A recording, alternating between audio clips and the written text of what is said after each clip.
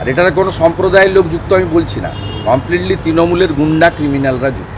হিন্দুরা অত্যাচারিত হচ্ছে, কাল দোকান লুট করেছে, 150 দোকান লুট করেছে। মুর্শিদাবাদে মাইনরিটি কারা? হিন্দুরা মাইনরিটি, তারা আক্রান্ত হচ্ছে। আর যাদের ভোটে উনি জিতেছেন তাদের পাশে না দাঁড়িয়ে ভোট রাজনীতি করার জন্য গুন্ডা ক্রিমিনালদের পাশে দাঁড়াচ্ছে।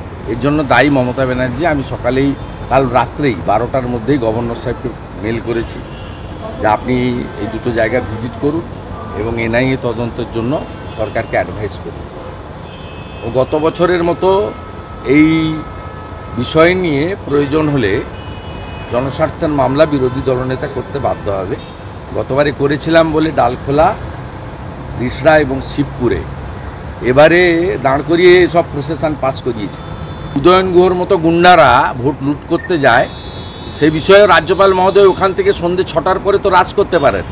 রাজ্যপাল মহোদয় সহ আমরা যারা প্রোটেক্টই আছি, আমাদের জন্য 12টা আপ টু 6 PM ভোট চলাকালীন জেড ক্যাটাগরি, জেড প্লাস ক্যাটাগরিদের জন্য তারা তাদের নিজেদের বুথের বাইরে যেতে পারবেন না ডেট অফ পোল। গুন্ডামি করলে 6টার পরে গিয়ে 8 মানুষের পাশে গভর্নর দাঁড়াতে পারবেন, তাই ওনার কাছাকাছি থাকা দরকার। উনি সঠিক সিদ্ধান্ত নিয়েছেন।